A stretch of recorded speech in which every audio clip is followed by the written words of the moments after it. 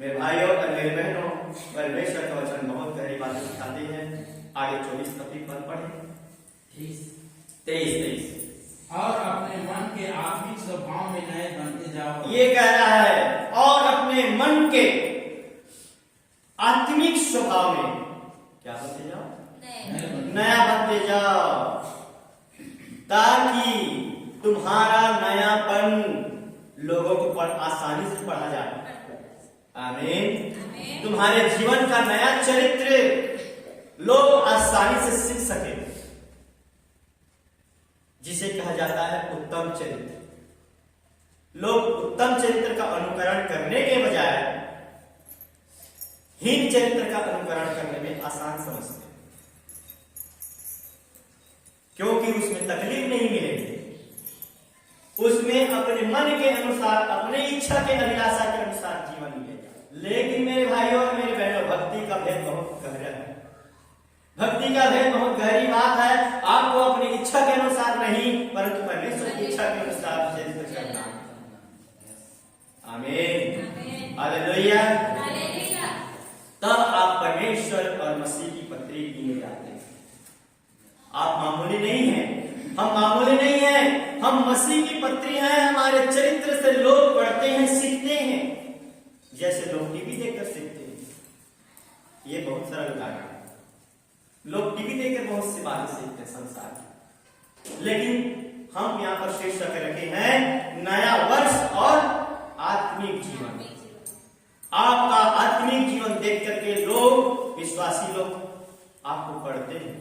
इसलिए आप अपना चरित्र उत्तम रखिए, ताकि आपके चरित्र को आसानी से पढ़ा जाए। आमीन, हालेलुया। हाँ, 24 में आइए। और नए मनुष्य तत्व को पहन लो, और नए मनुष्य तत्व को पहन लो, जो परमेश्वर के अनुरूप सत्य की धार्मिकता, जो परमेश्वर के इच्छा के अनुरूप, परमेश्वर की इच्छा के अनुसार धार्मिकता में अपने नाम के निमित्त प्रभु आपको सृजा है। आमीन, हालेलुया। हमें गंदा चरित्र करने के लिए प्रभु ने हमें नहीं सृजा, परंतु परमेश्वर ने अपने सृजनहार के अनुसार, अपने स्वरूप पर, अपनी समानता में हमें रचा और बनाया कि उनका चरित्र हम में दिखे और हम हमारे चरित्र को देखकर वो भाई और बहन पढ़ सके। आमीन, हालेलुया, हालेलुया। हम ऐसे मसीह हों, हम ऐसे पत्री बने। आपका और हमारा चरित्र यदि उत्तम नहीं, तो हम प्रभु के जन नहीं, हम प्रभु की पत्री नहीं। आप प्रभु की पत्री हैं, आप परमेश्वर की पत्री हैं, आप परमेश्वर का संदेश हैं। इसको पढ़ने के लिए आपको योग्य बनना पड़ेगा, ताकि आपके चरित्र को देखकर दूसरे भाई पढ़े और जीवन पाए। आमीन, हालेलुया। आइए पॉइंट नंबर 3, पुराना जीवन को त्याग कर नया जीवन को ग्रहण करें। ये नया वर्ष मनाने का उद्देश्य है। पुराना जीवन त्याग कर नया जीवन को ग्रहण करें। कुलिसियों की पत्री अध्याय 5। इसीलिए अपने उन अंगों को, हाँ, ध्यान से सुनिएगा। इसीलिए परमेश्वर का वचन कहता है, तुम सब मिलकर अपने उन अंगों को मार डालो जो अंग आपके जीवन में पाप कराता है। हाँ, आगे। जो पृथ्वी पर है, हमारा शरीर तो पृथ्वी पर है ना। अभिचार अर्थात किन अंगों को मारना है। सुनिएगा, किन अंगों को मार डालना है। वो मार डालने वाले अंगों का नाम यहाँ पर प्रभु ने गिन रहा है। क्या गिना? पहली बात, उन अंगों को मार डालो जो अंग आपको व्यभिचार कराता है। दूसरी बात, और उन अंगों को भी मार डालो, उन अंगों को भी उतार डालो जो अशुद्ध कामनाओं को उत्पन्न करता है। हाँ, वही अशुद्धता और दुष्कामनाओं की बातें यहां से निकलती है। उन भावनाओं को तो पूरी रीति से निकाल ले। बुरी लालसा ये हमारे अंगों में काम करता है बुरी लालसा, और उन बुरी लालसा करने वाले अंगों को परमेश्वर कहता है तो अपने काम समय उतार मारना, इससे तेरा कोई फायदा नहीं। आमीन, हालेलुया। इससे तेरा कोई फायदा नहीं। इससे यदि तू संबंध रखता है तो तू मेरा पत्री नहीं, इससे यदि तू नाता रखता है तो तू मेरा पत्री नहीं, बिल्कुल नहीं है। वचन सिखाया है। और क्या कहा? जो मूर्ति पूजा के बराबर। ये सारे पाप कराने वाले अंग और कार्य मूर्ति पूजा के बराबर है। अब लोग कहते हैं कि मैं मूर्ति पूजा छोड़ दिया, और ये काम तो हो रहा है मूर्ति पूजा, और ये काम धड़ल्ले से कर रहा है, तो मूर्ति पूजा छूट गया? छूट गया क्या? नहीं छूटा। ये सब काम तो मूर्ति पूजा के बराबर है। जितना पाप उसमें था उतना पाप इसमें भी हो रहा है। लोग समझते नहीं। मैं मूर्ति पूजा को छोड़ दिया, प्रभु में आ गया, और ये काम तो छूटा नहीं, तो छूट गया मूर्ति पूजा। लेकिन समझ रहे हैं ना, मैं मूर्ति पूजा को नहीं कर रहा, लेकिन ये काम धड़ल्ले से हो रहा है, तो छूट गया उसका मूर्ति पूजा? नहीं छूटा। मेरे भाइयों और मेरे बहनों, वो पाप जो संगीन अपराध को उत्पन्न करता है, इन तमाम अंगों को ये काम करने वाले बुरी बातों को यदि कोई मनुष्य विश्वासी जन कहे जाते हैं, यदि वो अभी तक नहीं उतारा, तो उसका एक क्या प्रतिदिन नया वर्ष मनाना, उससे कोई फर्क नहीं पड़ता। और बता दूं आप कभी भी नया वर्ष का उत्सव मत मनाओ, लेकिन ये चरित्र आपके अंदर से उतर गया तो सचमुच आपने नया जीवन को, नया वर्ष को अपना। मैं इस मंच से कह रहा हूं, आप कभी भी नया वर्ष का उत्सव मत मनाओ, लेकिन आपने इन तमाम पापों को अपने हृदय से उतार दिया तो सचमुच आपने नए वर्ष में नया जीवन में प्रवेश कर चुका। क्योंकि परमेश्वर का वचन कहता है तुम्हारा काम, तुम्हारा चाल चलन परमेश्वर की योजना केवल मुंह से नहीं परंतु सामर्थ्य में प्रकट होना चाहिए। हालेलुया। परमेश्वर की महिमा मुंह से नहीं परंतु सामर्थ्य में प्रकटीकरण होना चाहिए, बातों से नहीं परंतु सामर्थ्य। और आज लोग मुंह से कह रहे हैं, उसके सामर्थ्य का प्रकटीकरण हो रहा है? बिल्कुल नहीं। मेरे भाइयों और मेरे बहनों, पद 6 पढ़िए। इन्हीं के कारण, इन्हीं बातों के कारण परमेश्वर का क्रोध, गुस्सा, आज्ञा न मानने वाले विश्वासियों पर पड़ती है। हालेलुया। देखिएगा, जितनी गंदगी की आदतें ये जो ऊपर में पढ़ी गई, व्यभिचार की बातें, अशुद्ध कामना, लोभ, लालच, ये सब मूर्ति पूजा के बराबर है। और इनको जिन्होंने नहीं त्यागा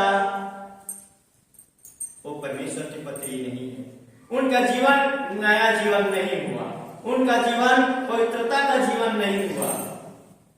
मेरे भाइयों और मेरे बहनों, परमेश्वर अपने इस वचन से कहता है कि इस वचन के द्वारा हम अपने पुराने मनुष्य तत्व को, जो दुष्कामना से भरी हुई थी, जो पाप से भरा हुआ था, जो शारीरिक अभिलाषा से भरा हुआ था, हम नए जीवन में यदि प्रवेश करना चाहते हैं तो परमेश्वर हमें से क्रोध हटाएगा। आमीन। और यदि हमने उन पापमय जीवन को नहीं उतारा, नहीं हटाया, तो निश्चय मानकर चलिए कि परमेश्वर का प्रकोप, उनकी गुस्सा आपके जीवन से नहीं टलेगा, और यह हमारे जीवन में भी दुष्प्रभाव को कायम रखेगा ही। और वह जब पापमय जीवन ये सब चलते रहते हैं तो उसको कहा प्रभु ने आज्ञा न मानने वाला। उनको क्या कहा है? आज्ञा न मानने वाले की दायरे में प्रभु ने रखी है ये वचन को। मेरे भाइयों और मेरे बहनों, आगे का वचन 7 पढ़िए। और तुम भी जब इन बुराइयों में जीवन बिताते थे, जब इन बुराइयों से भरे हुए जीवन तुम बिताते थे, और इन्हीं बातों के अनुसार हम अपने जीवन को चलाते थे, ये हमारा पुराना जीवन है। पर आगे का जीवन, आत्मा का जो जीवन मिला है, पवित्रता का जो जीवन मिला है उस जीवन में ये नहीं दिखना चाहिए। आमीन, हालेलुया। पढ़िए आगे। पर अब तुम भी इन सबको अर्थात किस बात को गिना है? क्रोध को छोड़ दिया, निंदा करने की बातें छोड़ दी और मुंह से गालियां बकना छोड़ दिया। बातें छोड़ दो। इन तमाम बातों को क्या कर दो? छोड़ दो। और एक दूसरे से झूठ मत बोलो। यस, ये भी नोट करने वाली बात। 9 एक दूसरे से झूठ मत बोलो, क्योंकि तुमने पुराने मनुष्यत्व को अपने पुराने मनुष्यत्व को जो झूठ बोलवाता था, जो क्रोध करता था, जो रोष करता था, भय भाव उत्पन्न करता था, जो नाना प्रकार के पाप से भरा हुआ जीवन था, इन सबको तूने छोड़ दिया और उतार डाला और मेरे पास आया। हालेलुया। मेरे भाइयों और मेरे बहनों, हमने एक दूसरे के साथ झूठ बोलना छोड़ दिया है? नहीं, मैं आपको साफ साफ कह रहा हूं, हमारे विश्वासी भाई भी एक दूसरे के साथ झूठ बोलना अभी तक नहीं किया है। झूठ बोलना अभी तक नहीं किया है। मसीह के साथ झूठ बोलोगे तो क्या फल मिलेगा? तो क्या अंतर रह गया हमारा पुराना जीवन और क्या अंतर रह गया हमारा नया जीवन?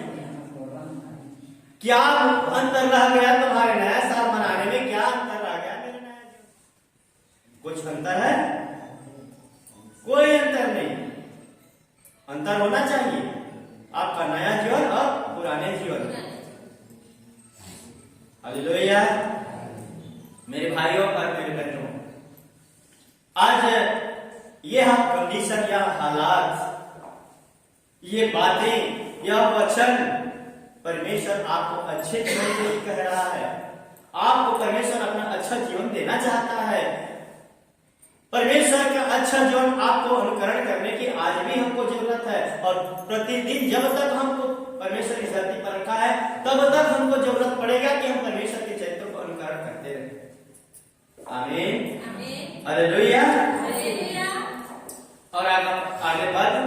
और नए मनुष्यत्व को पहन लिया है। और इन तमाम पाप से भरे हुए जीवन को उतार कर हमने नए मनुष्य तत्व को क्या पहन, नए जीवन को क्या कर लिए? क्या नया जीवन पहन लिया? सवाल, क्या नया जीवन पहन लिया? क्या नया जीवन को कैसे पहना जाता है? जैसे शर्ट को उतार कर फिर से पहना जाता है? हालेलुया। शर्ट गंदा हो गया, 3 दिन में 4 दिन में मैला जम गया और नाचने के लिए छोड़ दो, और फिर साफ हुआ फिर नया पहना। ऐसा होता है? और ऐसा ही हो रहा है हमारे मसीह जीवन में। रोज उतारते हैं और रोज पहनते हैं। वाह, चर्च आया तो फिर पहन लिया, चर्च से निकला तो फिर उतार दिया। ऐसा हो रहा है मेरे भाइयों और मेरे बहनों। ये ऐसा चीज है, ये ऐसा वस्त्र है जिसको प्रभु पहनने के लिए हमको कह रहा है। वो एक बार पहना गया तो दोबारा नहीं उतरने का। आज मसीह लोग रोज उतारते हैं, रोज पहनते। ये बड़ी अजब गजब की बात मैं समझ नहीं पाता कि रोज कैसे उतारते हैं, रोज कैसे पहनते। चर्च में आने से बड़े बड़े वादे और चर्च से निकलने पर सब वादे कसमें भूल गए। यही है कपड़े का पहनना और कपड़े का उतारना। कैसे उतार रहा हूं, कैसे पहन रहा, मैं नहीं समझ पा रहा।